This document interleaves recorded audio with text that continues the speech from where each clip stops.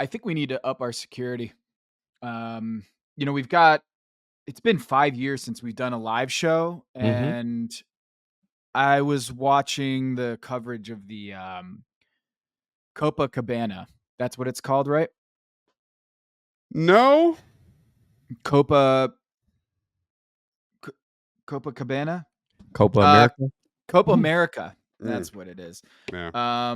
Copa America, the fans stormed the Hard Rock like stadium. Like this is like the biggest stadium in America, one of the most solidified, most legitimate stadiums in America, and they stormed the gates. And I feel like the live show, which is on Saturday, July 20th, only a few tickets are still available, so make sure you get it to hang with us in person. I feel like we need to bump up our security because we can't let that happen. Hey man, I just need one phone call. I can make it happen. Trey could have fixed Copa America, guys. I could have fixed it. You know what I'm saying? It was a little tricky right there, but Felt ominous what you said. Like I can take care of that with one phone mhm. call. One phone call, bruh. That's we definitely need to pack up the security. We never know. Some people might be dying to see you. You know what I mean? Rip a shirt off or two. You know what I mean? Because we rock stars in the podcast game. Mm-hmm. Mm-hmm. Yeah. I don't know if there are going to be any kids there. We got to save the kids. Got to save the children. That was the most unnerving thing is that people are being trampled and like families. It was bad situation. We got to avoid that. We don't want that. We do want that same kind of passion though. We want to keep that energy about all of us getting back together. It's been a long time. Trey, Maze, I can't remember the last time we hung out. And so it's all going to happen all at once. Everything all at once. Great movie. 5 years. 5 years.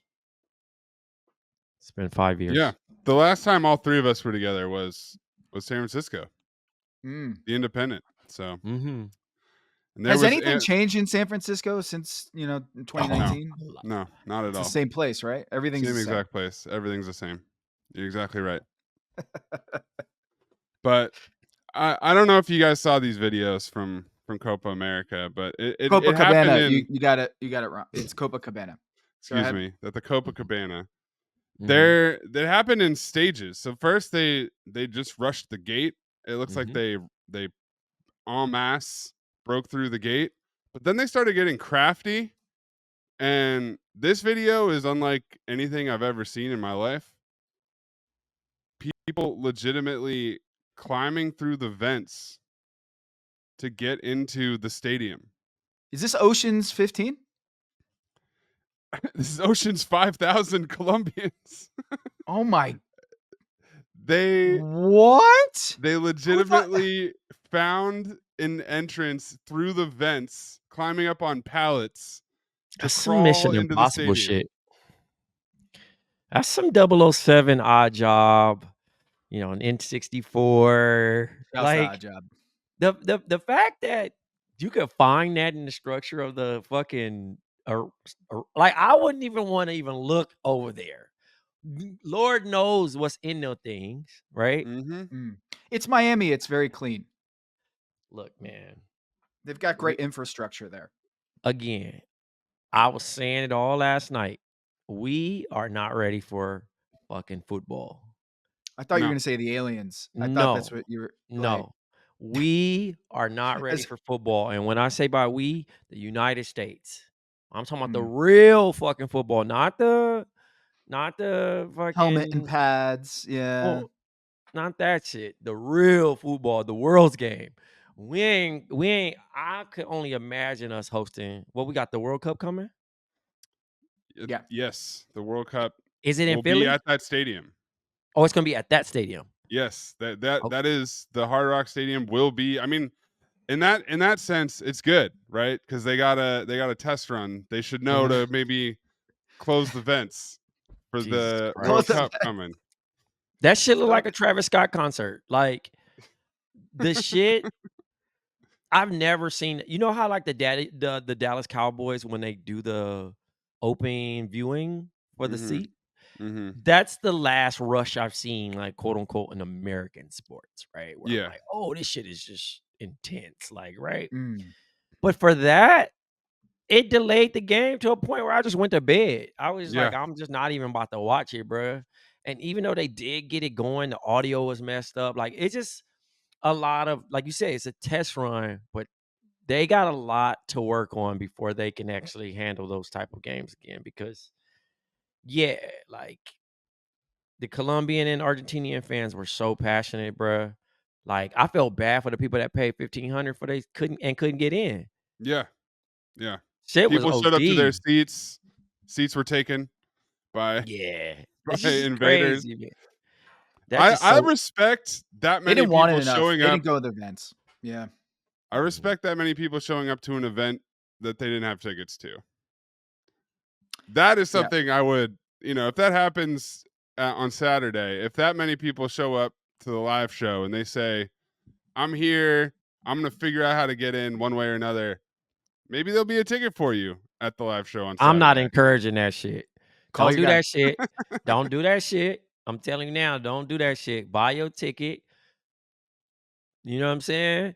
And show up. Don't be trying to sneak in out here in New York, man, because hey, NYPD do not play. Tell you that now. This ain't no Yeah. motherfucking arena.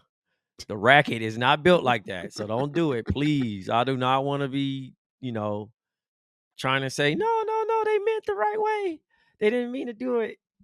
Please do not get any ideas. Pay for your ticket like everybody else. And let's have a great show.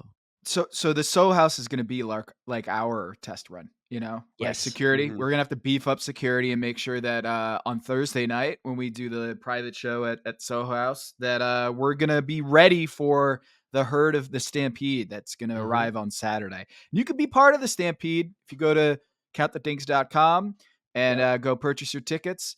But don't be too aggressive or else Trey's going to have to call his guy on you. Yeah, just one phone call from Trey will end One phone call, the man. entire situation. Mm-hmm. Don't make him pick up the phone.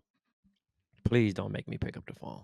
Speaking of picking up the phone, Jalen Brunson had to pick up the phone to hear his latest contract details, or he got it over a text. We're going to talk about that. We'll also talk about my son, Reed Sheppard. Oh, the adoption papers went through, Tom? Yep. Well, Well, it's I just gonna adopt a white kid. Why you couldn't adopt a black kid like Angelina Jolie? That's cold. You didn't want Stephen Castle? He was available. Shit is crazy, man. Shit crazy. I think it has to do with the I don't know. I guess I could have adopted Rob Dillingham because he's a Charlotte guy. And I could have done that. But I went with, my wife is from Kentucky. So, and worshipped, Sheppard, his father, who played at Kentucky on the championship team. So that's how we were able to get that in on the adoption papers. So we're going to talk about Reed, my boy. And we'll get into what else? What else do you guys Team want to talk USA, about? a little Team USA action. Yeah, a little snub action for Jaylen Brown, who's got picked over once again. Derek White, his teammate, getting onto Team USA. We'll talk about all that. And be sure to go check out our live show and our merch that we have on the site. If you haven't already, check out our Pack Your Knives podcast. We're recapping The Bear. And it's another great season of The Bear. Wouldn't say it's the best season. Season 2 is hard to top. But once I'm done with this, I'm about to record the recap of the Napkins episode. Tina gets the solo treatment. And we're going to talk about it with a special guest. So Kevin Arnovitz and I are recapping The Bear. Go check out packyourknives.com. Subscribe to our Substack. Go listen. We're doing recaps for every episode, which you can find in the Pack Your Knives feed. All right. Tom, you mentioned merch. You can go get a Mr. Statistician Face Man tee. That is the Shaq nickname for Tom Haberstroh. It's at Cotton Bureau. You can search for Count the Dings. You got all the colors that you could possibly want for your Mr. Statistician Face Man merch. Love I it. need that. Need that. Thanks, Shaq. Supporting the people. Mm-hmm. Is the number in the background, is there a callback to that? Is that pi? Did you put that the numbers, the It's code? not pi. No, actually, it's career It's my statistics career for. statistics. It's Tom's career statistics. Yes, 40,474 points for Tom. Yes. Yo, Yeah. that would be amazing if it had the stat of how many games you've covered. Oh, wow. You know what I How many mean? Like spreadsheets that. I've opened? Like, you know what I'm saying? How many big numbers have you done? Like different Mm. shit like that would have been ill, but it's all Yeah, like the good. back of my basketball card is like spreadsheets, big numbers, videos, times on set with Tracy McGrady. And every time that I have anything controversial on the internet, people tag me in the T-Mac video. Do you guys know Yeah. what the T-Mac video is? Oh yeah, I don't. I do. I don't. Oh, man. You want me to play it for the people, Tom? Is that No, what you want? no, please don't. This is what I didn't realize about the whole MJ LeBron thing. The story I wrote about Michael Jordan and the weird 88 stat keeping from that season is that it's not just gonna the buzz about that article isn't gonna just stop after a week. There was this like Nah, big you're once it attached to dropped, that for life. the MJ LeBron debate. I'm there. I'm pinned. I'm tagged. I am now attached to that debate till the end of time, which I don't know if is a good thing for my sanity. What do you guys think? I think you'll be fine. You're not in a snotty dripping situation where somebody wants to meet you in Temecula, but sometimes things outweigh outweigh the good of your life. You know what I mean? And you just don't want to be the main character of the internet sometimes. And that was the territory you hit a target world, a target word that can really cause some riff. That's probably the GOAT debate, literally. No pun, no all that is the debate. So when you say and like people respect you for what you do, it even heightens it. It amplifies it. It's like this fucking guy, the guy who does all the stat shit, says this. And Mr. now Statistician Face Man himself. exactly. Mr. Statistician Face Man has now proclaimed what I've been saying all these years. So all the LeBron apologists, oh my God, you gave them fuel. You gave them so much fuel to a point where like they're calling up people like, did you see this shit? I really want to know how much that article was shared. You know what I mean? Like that's the crazy thing about it, because it obviously has made it to TV and to actual certain people that love Michael Jordan, including myself. But at the end of the day, yeah, you're stuck to that. And now you have to do something even better, like at the live show. You know what I'm saying? You have to do something cooler to outshine this moment, to clear your palette, your internet history palette. Because right now you're Mr. Statistician Face Man. Yeah. Should we talk about that article at the live show? You can I think so.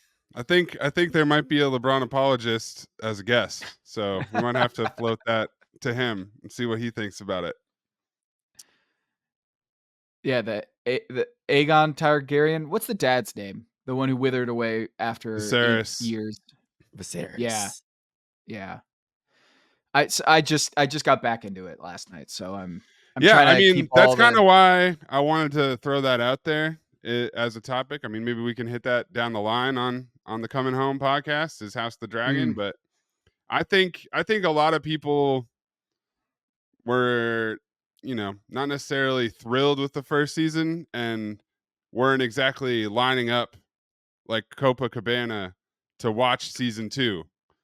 And I think it should be known that season 2 is the shit, and that Game of Thrones level stuff is back, and it's only a matter of time till like the hype catches up and people are talking about House of the Dragon like they were Game of Thrones. I think it's that good.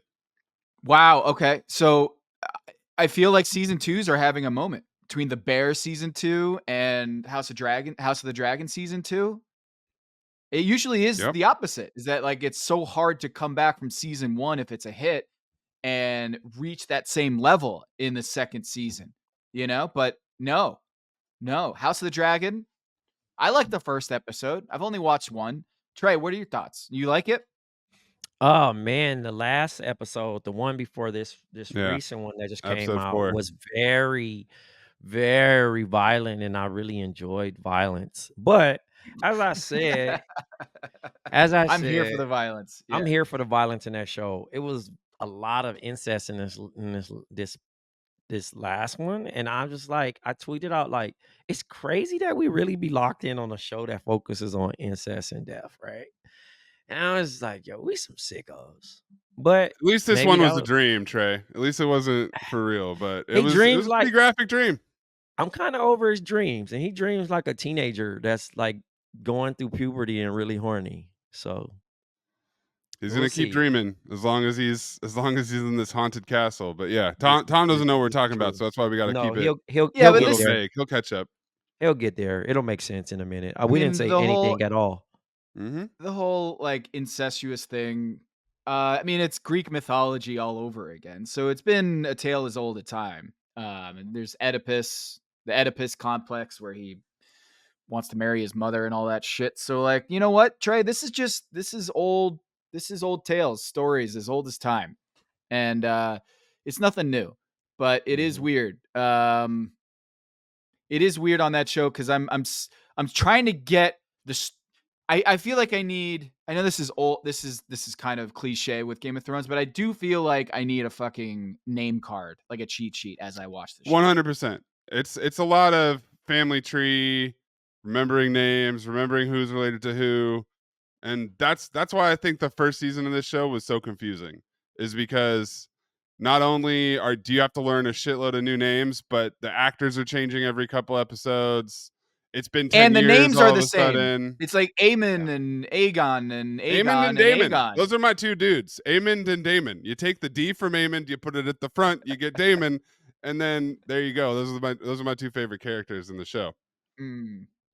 Yeah. Exact same number of letters and letters. It's cool. And they're both, long, blonde haired, kind of dickish, aggressive dragon riders. And even the dragons, I'm like, unless they're in the same shot, I don't know if that's the big one or not, because there's no way to tell when a human being is riding a giant fucking dragon. You can't tell if that's the gigantic dragon or if it's like the normal size dragon. So when they're like, oh, because they all Vagar's big as coming. shit. Yeah. Yeah. Vagar's huge though, Yeah, bruh. Vagar. I don't know. It's a big girl. Bruh's like, I don't know. Have I seen that shit? You know how like them whales that they be having on Twitter sometimes, where you get them crazy videos and it be like somebody like laying and it's like, what would you do? Yeah. That's one of them joints where you're like, die. Because there's nothing you really get. Like, bro, this is a dragon that's eating other dragons. So do you think you really have a chance at this? You know what I mean? Because the perfect thing doesn't exist to eliminate this thing yet. So you're a fan of season. Where are we in season 2? Like, Season 5 or episode 5 was last night, so we're about halfway. Oh, good. Okay, so I can actually catch up. Okay. No, you got time. That's what I'm saying. I think we can this shit is fairly new. You know what I mean? Like it ain't no shit where you like, Tom, we're kind of on episode 8, bro. I don't know where you been. I don't know, Tom. I don't know. You've been missing a lot, Tom, but it's not that daunting. I think you can knock this out. Well, the theme of families taking care of one another and backstabbing, the CAA Knicks. Okay, so here's where we're at. Jaylen Brunson, who just finished top 5 in the MVP race, just signed an extension for the max, and that sounds like he got the bag. But he decided to take basically $11 million less per year on his contract by signing his extension now and waiving his player option for the 2 seasons from now. And in exchange, he's giving up basically a 5-year extension that he could have had that was going to be $200 million plus. And instead, he decided to sign a 4-year extension now that starts after this coming season. So basically what it boils down to is Jalen Brunson took the bag now rather than taking a bigger bag potentially a year from now. And the way it breaks down is the Knicks are going to have access to the mid-level exception in a way that they wouldn't have if he waited a year and signed for another deal. Here's the breakdown from I think this is Bobby Marks. Yeah. All right. So there's $11 million in cap savings next year in 25-26 season, and then 12, 13. So total over the next 3 years, like actually a year from now and the next 3 years after that, is $37 million. So he could have signed a 5-year, $267 million deal, but he actually signed a 4-year, $156, which is 140% of his previous salary, which is going to be this year. It's a lot of math. It's a lot of whiplash going back and forth. But here's the thing that I don't think people realize, okay? He's also getting back into the market sooner by signing the extension now.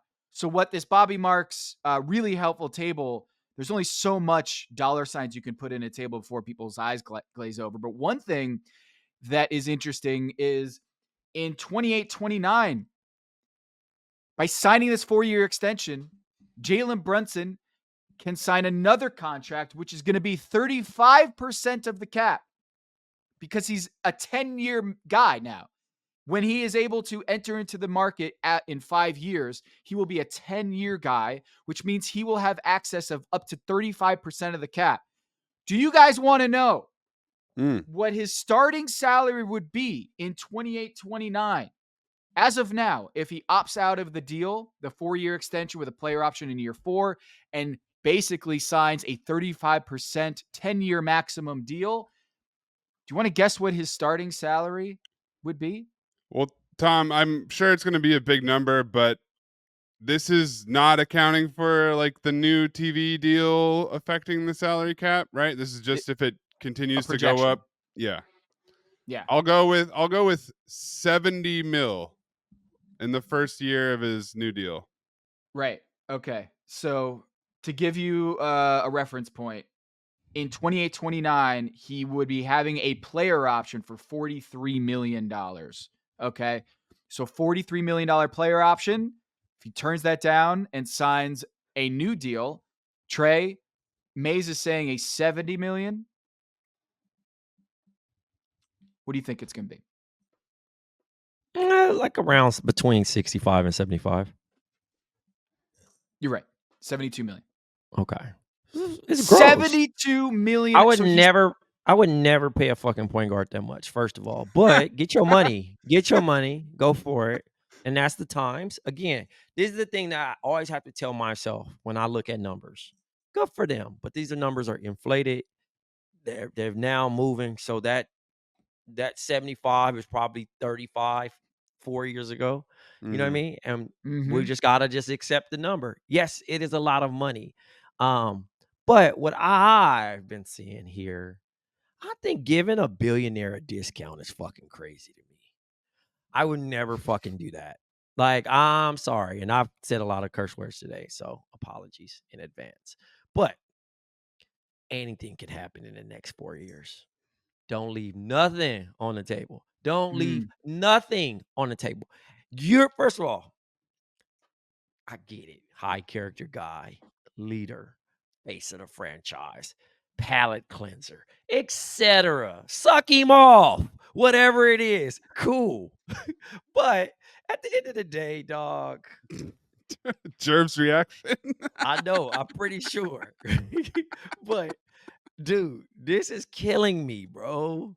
Stop it. They got you, your college teammates, without messing up your money. They got all your homies to come.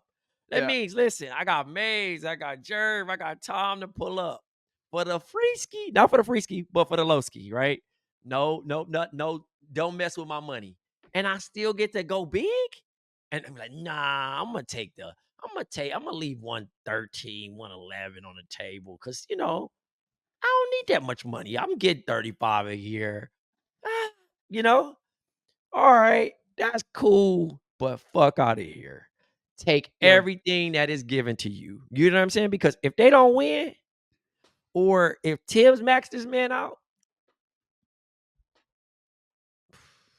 you ain't getting that money again. You ain't getting Yeah. that money again.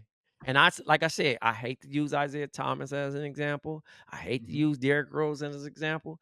Bro, shit happens. It happens, especially for guards. And as fickle as NBA fans is, not even just Knicks fans, as fickle as NBA fans are, first they love you, then they hate you, then they love you again. In the words of Sean Carter. End of the day, always take the money, because by year 2.5, they gonna be like, trade his ass. He sucks. Get him off my team, you bum. Like, you know what I mean? Talking about build the statue. The bar's too low here. Oh my God. I had to. I'm disgusted. You know what I'm saying? I'm disgusted because Yeah. I want more for Knicks fans. They got a great team on paper. Great team on paper. They took care of all the needs. They got chemistry. They got even they got the young boy from Marquette. Love him. He's a, you know what I mean? He's a Kendall Marshall Tyler Kolek. 2.0, bro. Kolek, bro. Yeah. They did great job. You know what I'm saying? But at the end of the day, come on, bro. Don't feel like you a savior because you left money on the table, family. Okay. I gotta give a shout out to Keith Smith. You're saying leaving money on the table. Shout out to Keith Smith. Keith Smith be having bars on Twitter too. Oh, he's one of the best follows, one of the best reads, one of the best views. He's great at what he does. He wrote on Spotrac, the website that has all the contract salary information. And he wrote an article breaking this whole thing down, and it really put it in perspective. Like, it's not, you're going to hear a lot of, oh, he gave up $113 million on the table. Well, no, the math doesn't work like that. Like, the contract stuff doesn't line up like that.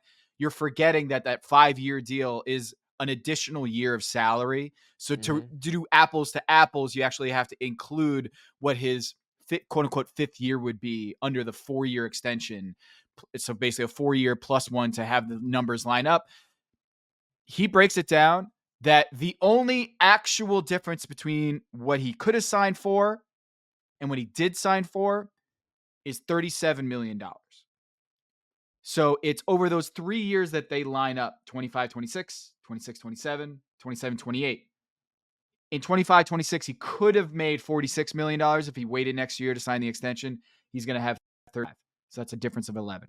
The next year, the difference is 12. And the difference is 14 after that. So it's a matter of 30. Trey, he gave up $37 million over the next 3 years. And what you're saying, I think, is spot on. Nothing is guaranteed in this league. Not even Jalen Brunson, who is a god in New York right now. You could have said that about Isaiah Thomas in Boston. Like, ain't no way Boston is going to do Isaiah Thomas dirty, but it's a business, man. It is a business. The game's a game. So they trade it before they sign that extension or give him the bag or the Brinks truck that he wanted and he was tweeting out and everyone was expecting them to get. They ship him to Cleveland and his career is just about over. And it's sad, but it happened to DeMarcus Cousins. And if Klay Thompson wasn't with the Golden State Warriors and won those championships, I'm saying, you talking about the last one? He ain't getting a max deal after tearing his ACL in the NBA Achilles. Finals. And then he got his Achilles. So think about how things can change in the NBA. So John Wall was on top of the world. Got his max deal with the Washington Wizards, and in a couple of years of that max deal, he's out of the league. Things happen so fast in this league. And so when I do those numbers about the $72 million that he's projected to get if he signs the 35% max in 28-29, that is projected. That is not guaranteed. Projected, keyword. Because he has to still be elite. You still have to in perform. 4 years. Listen, you have to perform. You don't know what the fuck gonna happen. You don't know who gonna get traded where. You don't know how. That's another thing. It don't even have to be him that doesn't get hurt. Let them lose. Let them lose one or two of them dudes. And that load and that defense stack and that all that change. Oh my God. My goodness.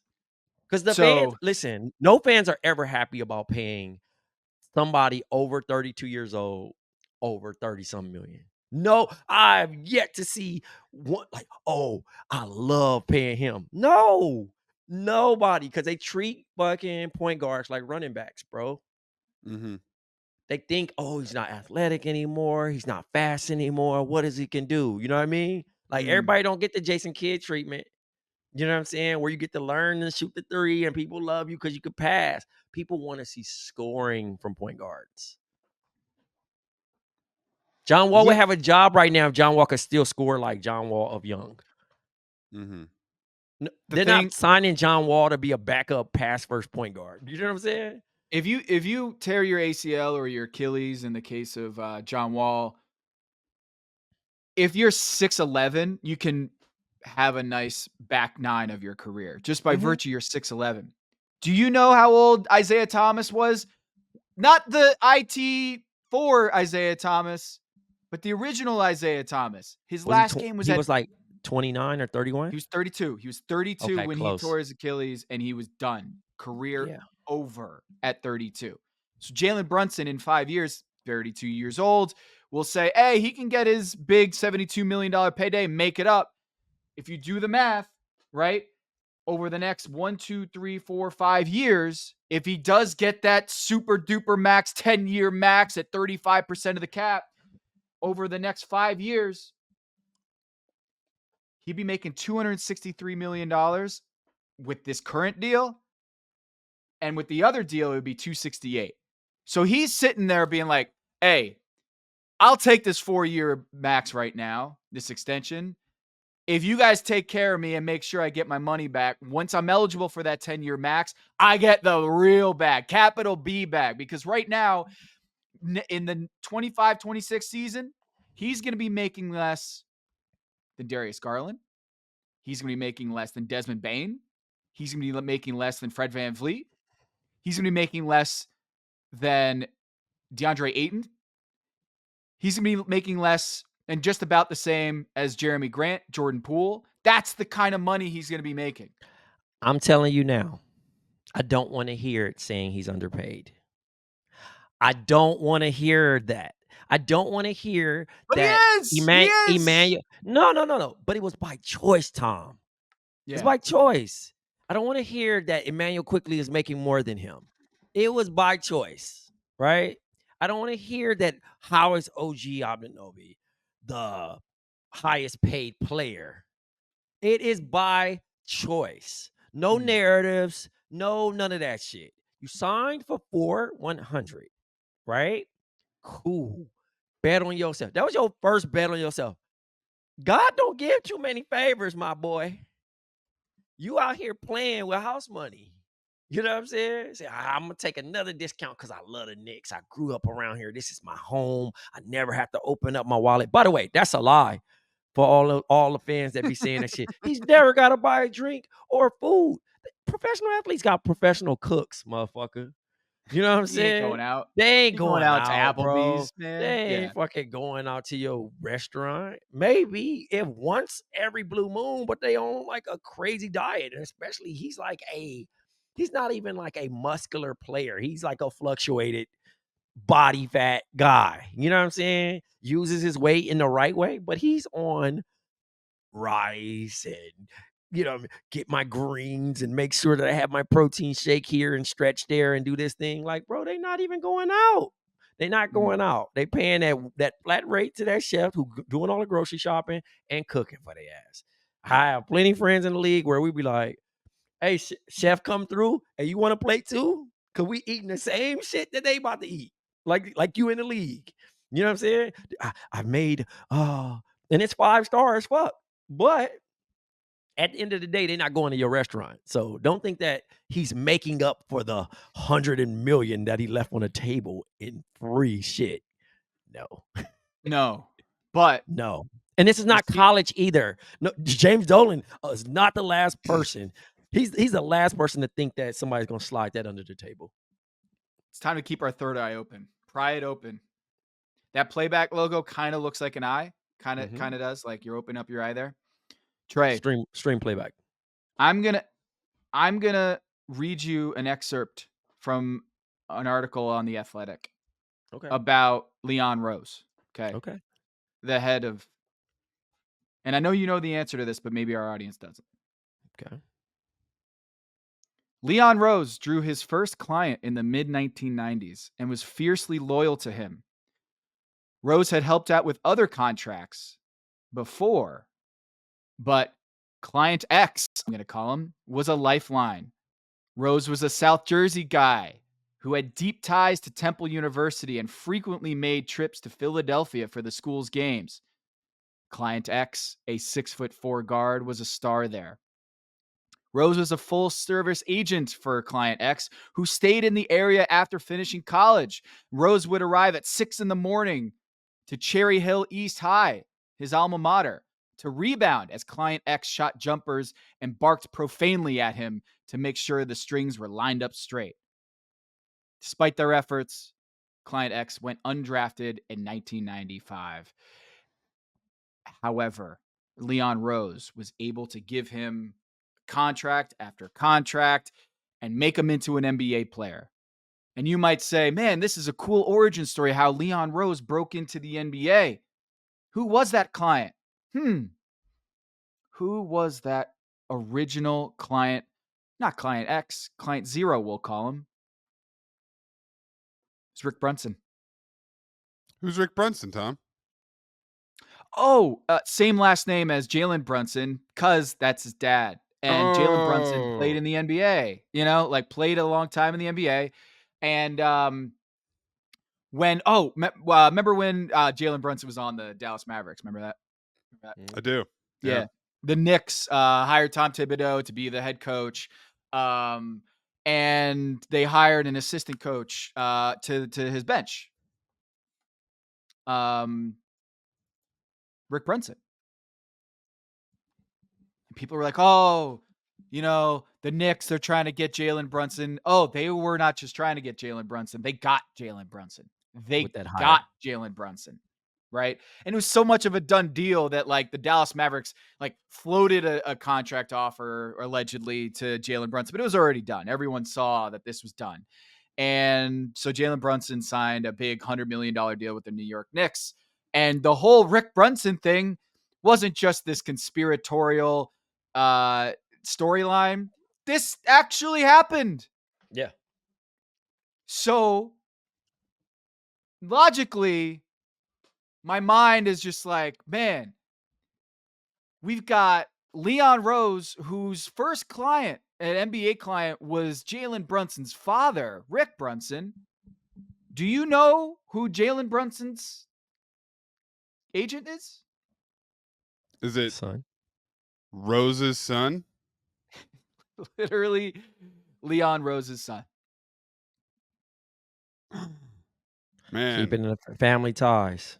we've been paying too much attention to LeBron and Bronny, Bronaldinho, as I like to call him. We should have been listening and keeping our third eye open for Brunaldinho, which is happening in New York right in front of our eyes.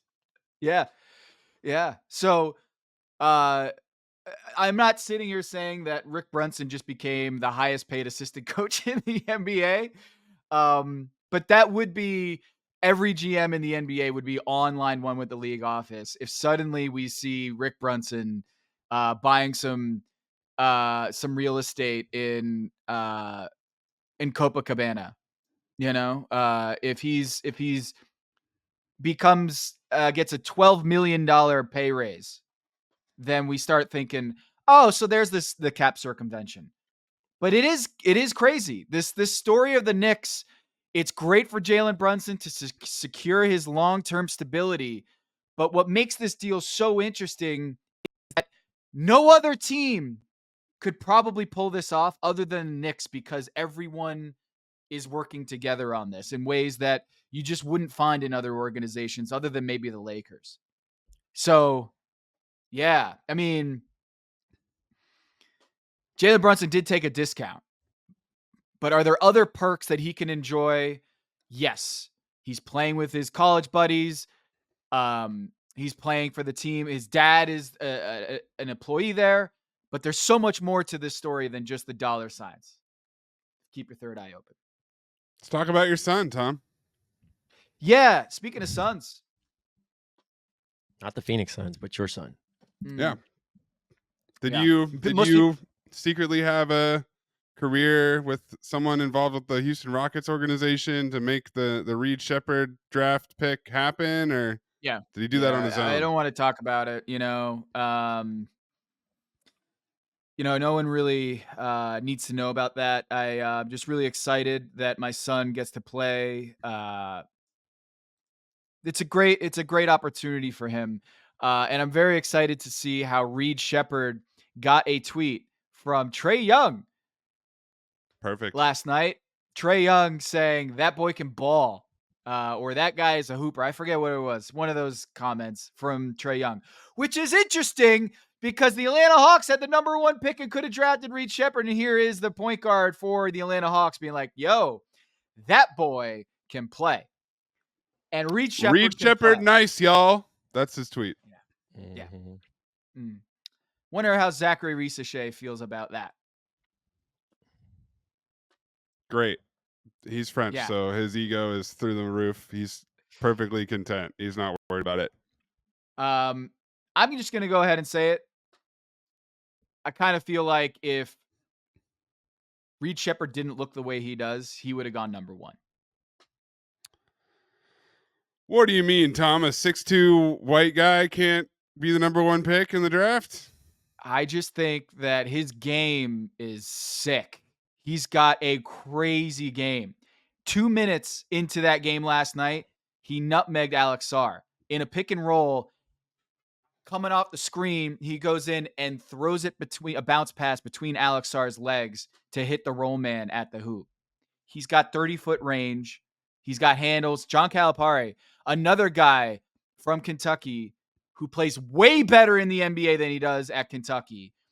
And not only is he a Kentucky product where guys like Devin Booker or Bam Adebayo do much better in the league than expected because they have to kind of like play in the system and share the rock with everybody. But you put the rock with Reed Sheppard, and this is what he can do. Great passer. Seems like guys love playing for him. Can shoot the rock. He had 23 points in his first game, 22 in the second game, 7 assists in last night's game with 5 steals. Guy's really good, and it's two game sample size, but it's the way that he's playing that I'm like, yo, that's a future all-star right there.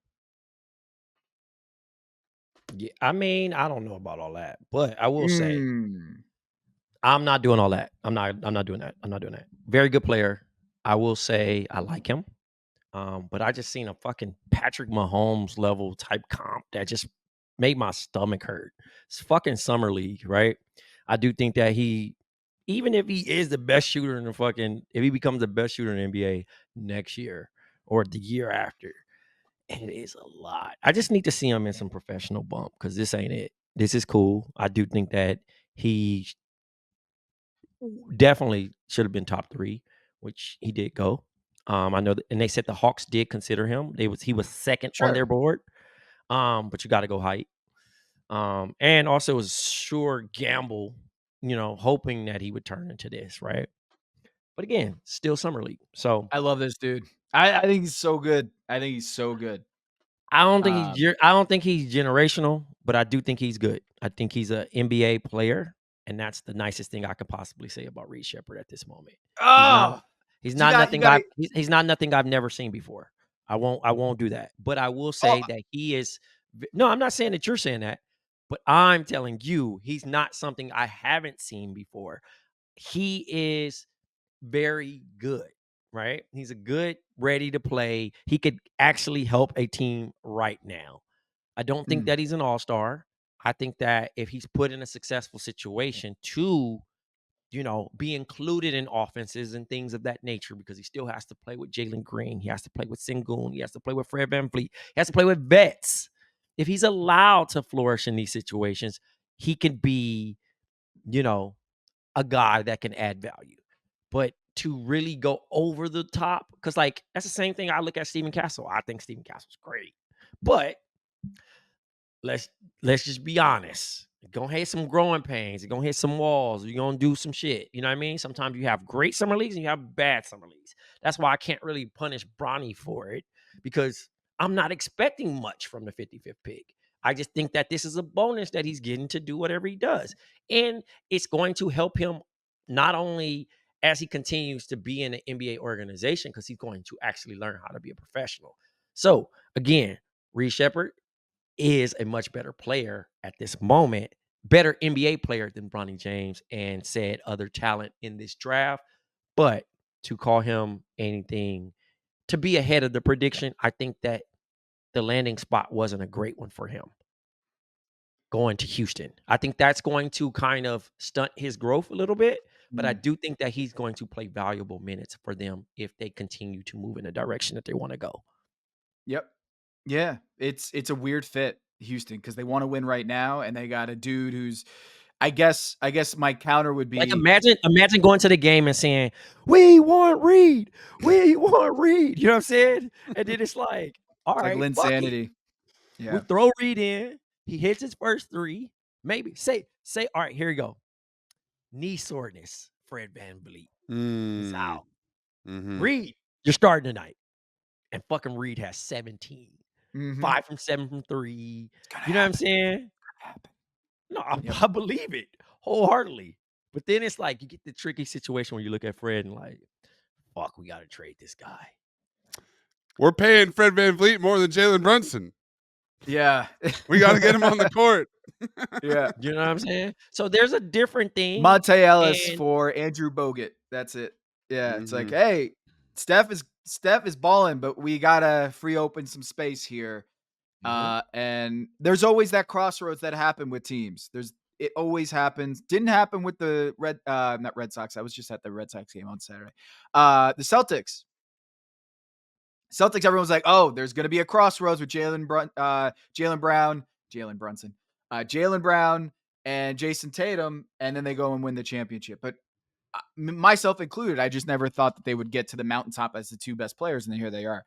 I think in a few, I'm not saying he's going to be an all-star in the next 2-3 years. I think he, like Steph, his shooting will always keep him on the floor, and shooting always travels. Like, if you can shoot, you can play next to Şengün.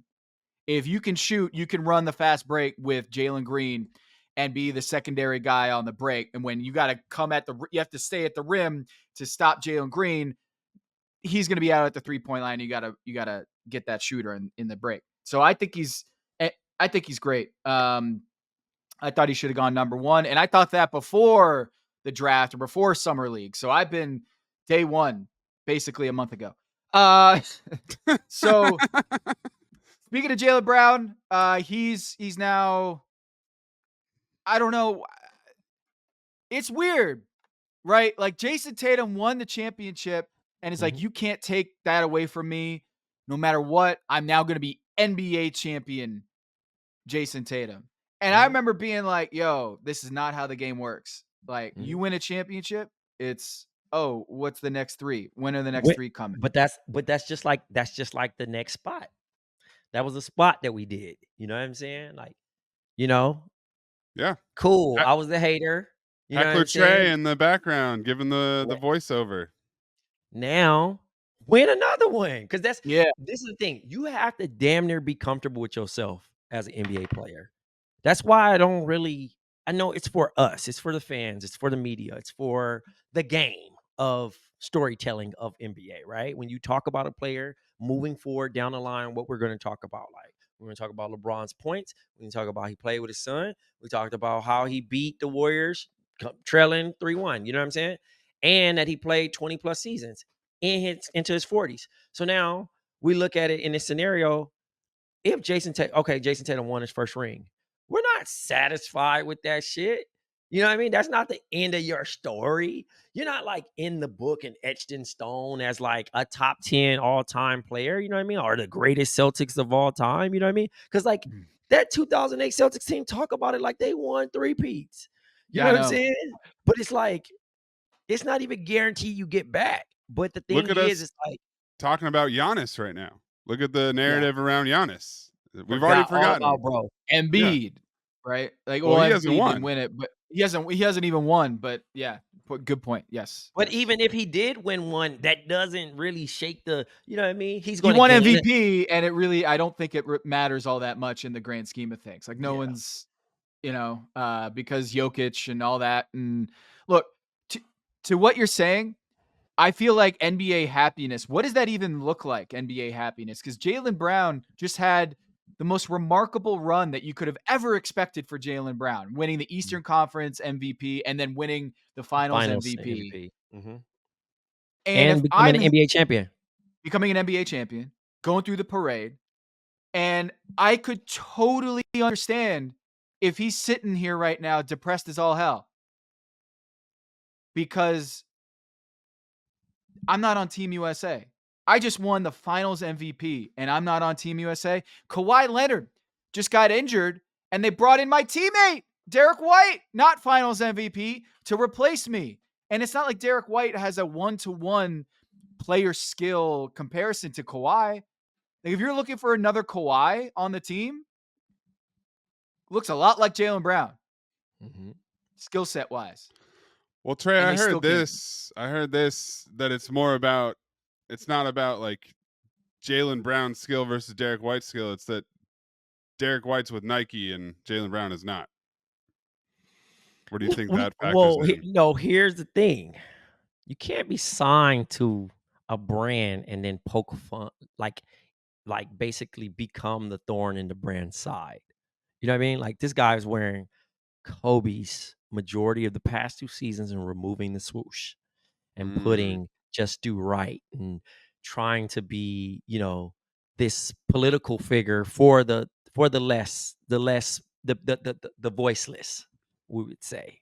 So it all started when Kyrie got, contract basically ripped up from Nike, and he goes to, at that time he wasn't with anybody. He was just kind of test driving different shoes, right? Still wearing his shoes, but kind of writing a little shit over it, right? And he joined the fun. Now, again, Nike athlete goes and wears Kanye West's sneakers. Kanye West was with who? Adidas. That's a sin. Next thing, like I said, it has zero to do with anything about Kanye and all that shit. But you're wearing Adidas as a Nike athlete. That is a no-no. That's a contractual no-no. That he's not even a big enough player at that particular time to get the slap on the wrist because he doesn't have a signature shoe in stores. But it's just a bad optic. You know what I mean? Then, not only NBA player under contract goes and plays in the Big 3 championship. I mean, the All-Star game. All right, bro. This is becoming a thing, right? All-Star game. You put Liberation. You paint all over your Kobe's. By the way, shoe surgeon, breaking news. Shoe surgeon has been sued by Nike today. They're cracking down on all that shit. Ain't no more painting over our shoes. Ain't none of that. You either buy the shoe and you wear it or you don't at this point. No customs. That shit is out. They're ripping that apart. So, long story short, people could say all they want. Bro doing bad business. You want to wear another sneaker that supports your beliefs, your dream, go sign with them. You are a pain in the ass when it comes to working with talent, quote unquote. You know what I mean? Because if you wanted to, you're sneaker free agent. You turned down the extension that Nike gave you, by the way, to still wear Nikes for free, only to remove the swoosh of the Kobe Grinch, of the said GT cut. You know what I mean? And then paint your said message on Big there. Nike. I love it. You get what I'm saying? So instead of Just Do It, he has Just Do Right. Yeah. Who is the brand that is sponsoring the Olympic jerseys? Nike. Okay. The Third eye's selection open. the head selection committee is Grant Hill, who is sponsored by who? Fila. It has zero to do with that. But at the end of the day, what you've done, you basically spit in somebody's face. You get what I'm saying? And then you're like, how come? What about me? Now, sure, I do think that you should have been the obvious replacement. Maybe Apollo Banchero. I don't know. But you know who we're going to take? guy that doesn't complain, Mhm. guy that doesn't say anything. People like him. Steve Kerr wants Yeah. Derek White. I Mhm. need a point guard that's going to defend. I need a point guard that's going to be safe. Now, I tweeted out respectfully, shout outs to Derek White, NBA champion, good basketball player, because I don't use great loosely like that. Good basketball player. Only Bubble for Reed all Sheppard, you will use bu- great for. bubble all-star, right? Because people were pushing for that all year. He Yeah, needs to be yeah. they need a 4-5 bubble all-star. Bet. Cool, whatever. Because he at this point, him getting called to Team USA, he probably would have made that fucking all-star team now that I think about it. If somebody got hurt on some weird shit. Just because he's the guy that, you know what? I like him.